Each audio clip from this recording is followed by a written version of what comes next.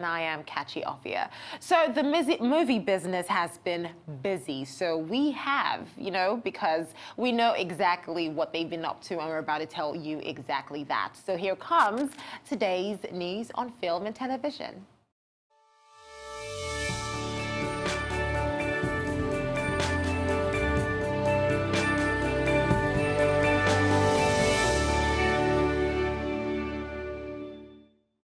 And now, filling us in with all the film and TV news is a Rise correspondent once again, Judita De Silva, live from our studios in London. Hi again, Judita. So I've been literally just itching, like, oh my gosh, I want us to talk about this. And it is starting with TV and Kevin Hart. So he is finally breaking his silence and addressed the issue with the Oscars and, his hosting gig. So please, what has he said? Okay, this is a very big deal. So the Ellen DeGeneres show over in America, so what she's done is that her episode, which airs today at 4 p.m. local time, which will be about 9 p.m. in the UK and 10 p.m. in Nigeria, she's given the entire hour to Kevin Hart. Normally it's like a 10-minute section. He gets the entire hour because she said that she took to Twitter and said that she believes in forgiveness, she believes in second chances, and she believes in Kevin Hart. This is a big deal. Ellen is probably one of the highest paid and most popular TV personalities in Hollywood, in show business. And she's also gay. So remember when Kevin Hart stepped down, it was about homophobic tweets he posted from 10 years ago. What she said about this interview, why it's so important, is that she said it's very, very honest, it's very, very forthright, and everyone should watch it. And she's actually started, if you want to see preliminary clips, it's on the Ellen DeGeneres YouTube channel. Kevin came out and basically addressed everything, and he told a story that people didn't realize. We even reported that when he was announced for the Oscars, within 2 days, he stepped down, and they said that he refused to apologize and quit the job. He now paints a different picture where he says that actually he was announced, he was very excited because it was a goal he'd wanted his whole life.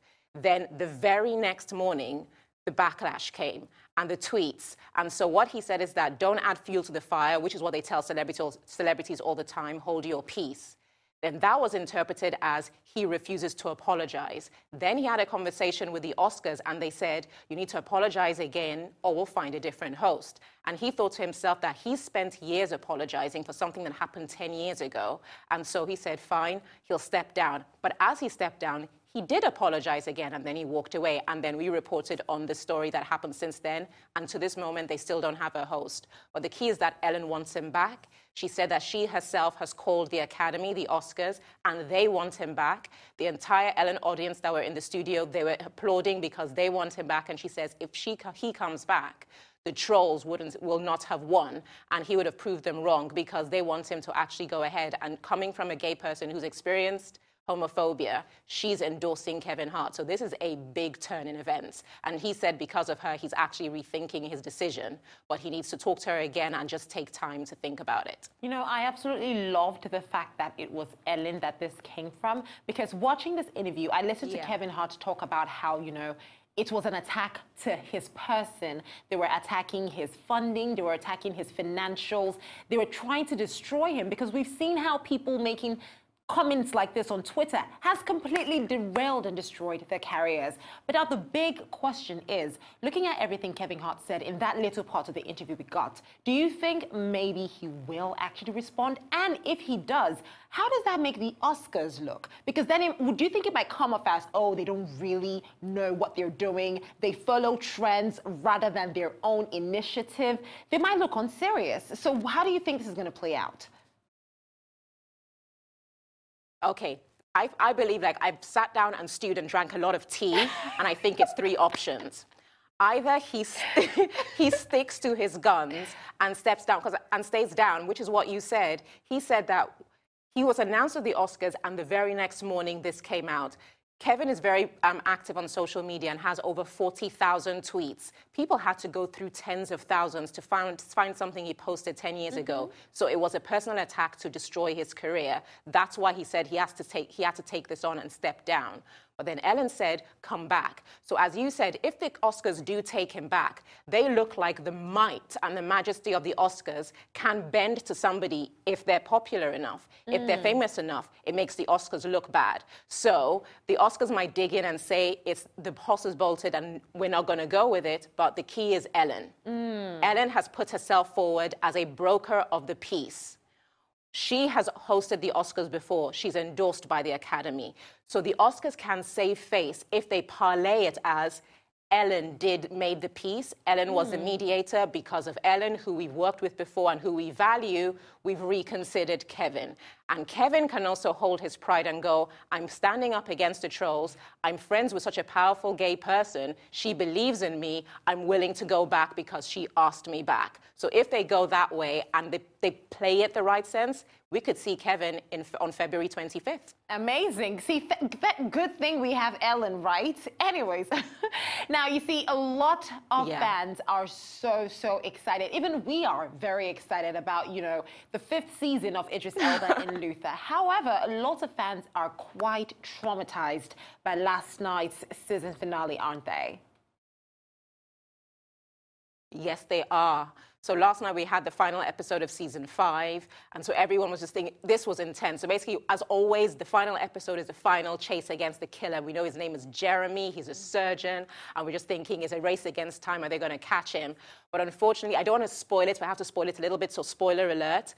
One of the favorite characters who's been there since the beginning ends up getting caught in the crossfire of the cat and mouse chase and is killed.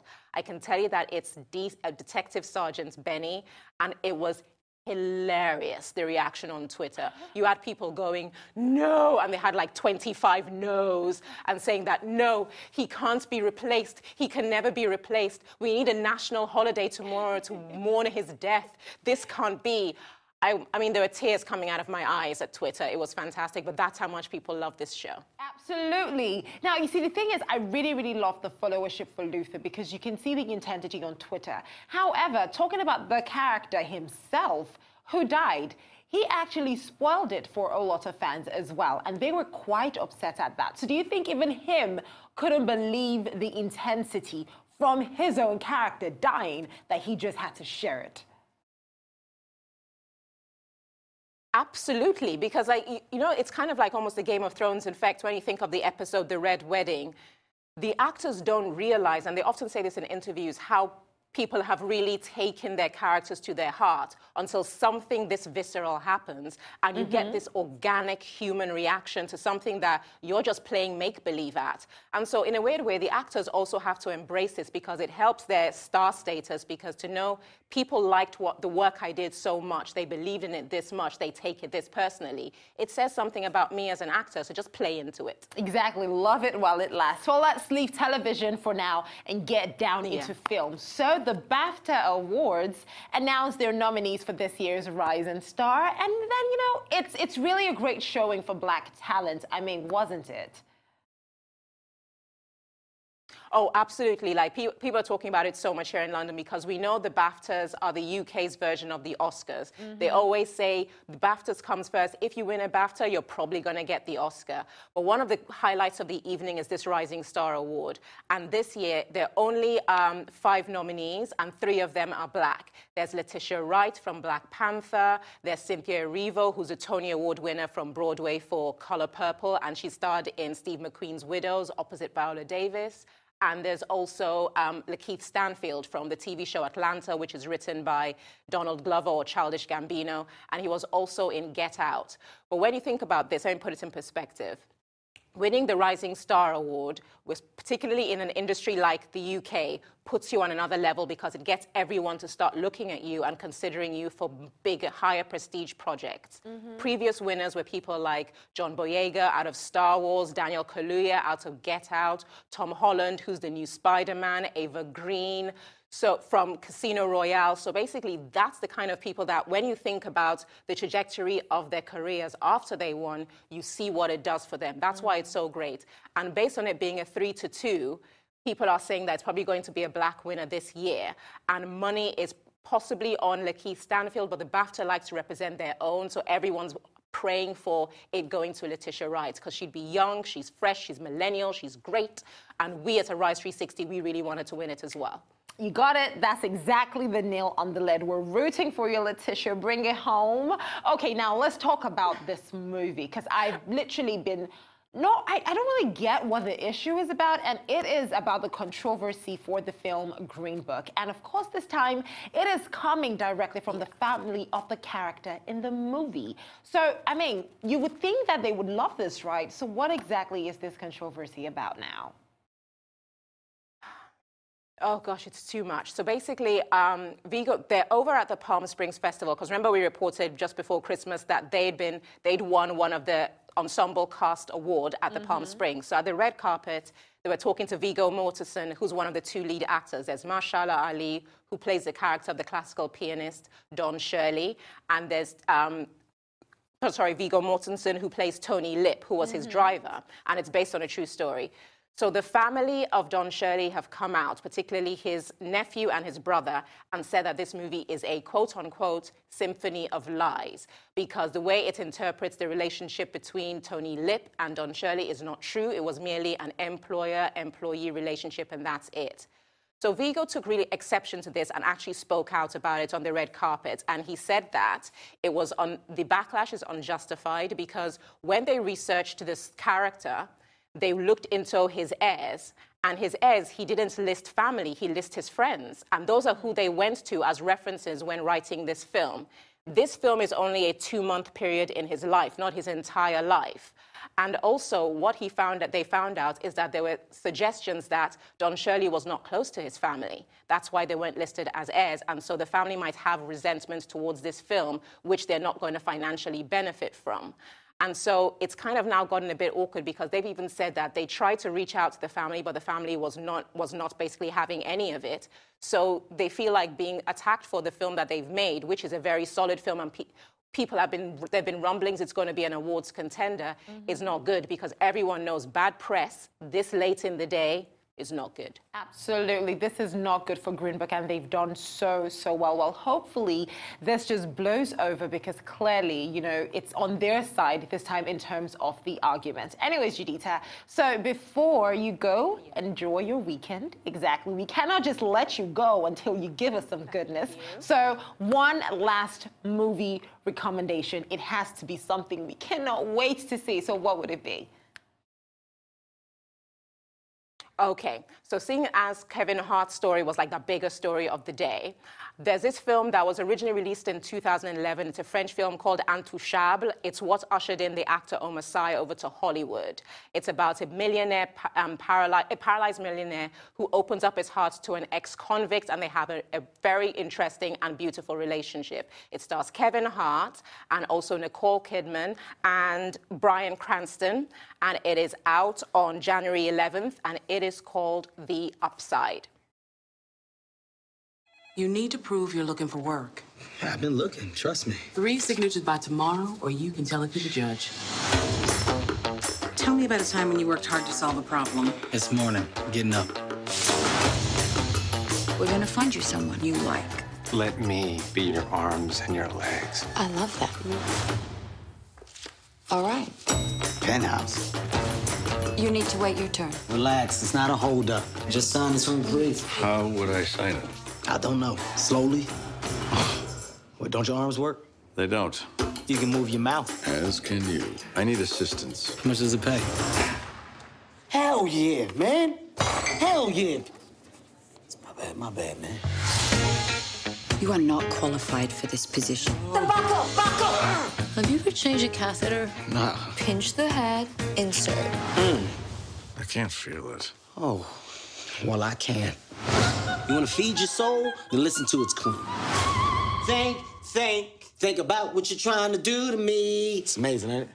It sounds just like her. Yeah, it's uncanny. You as rich as Jay-Z? No, richer. Which car is yours? All of these to the right. Oh, my God. They're not practical. Exactly. You can have any girl you want. What about this lady with all the bow ties? I'll be perfect for each other. You can't move your body, she can't move her face. specifically said nothing for my birthday. I'm sorry you gotta have a surprise party in your huge mansion. Some of us got real problems. I'm fighting to see my son. And whose fault is it? Is it yours, or is the world out to get you? Are you mad? You wanna break this big-ass bottle of wine? What else you wanna do? The bull!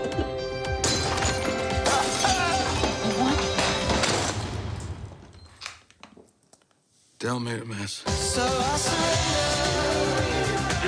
This is the moment.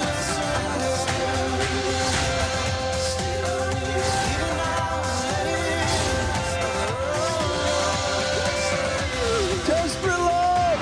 I am relaxed. This is me being relaxed.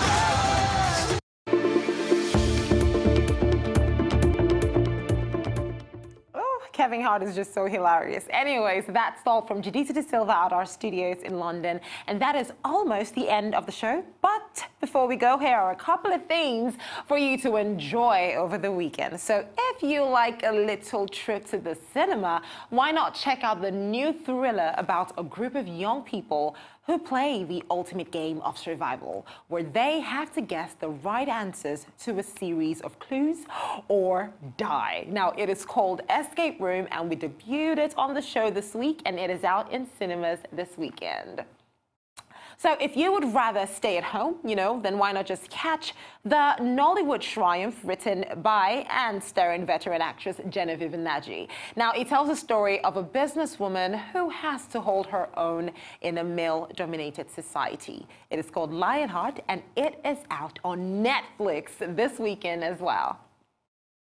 And that brings us to the end of today's show. So from all of us here in Lagos and over in London, thank you for watching the show. And remember, you can catch us every weekday at 4 p.m. right here on the Arise News channel. So until next time, all that remains for me to say is I'm Kachi Ofia, and you've been watching Arise 360. Have a great weekend.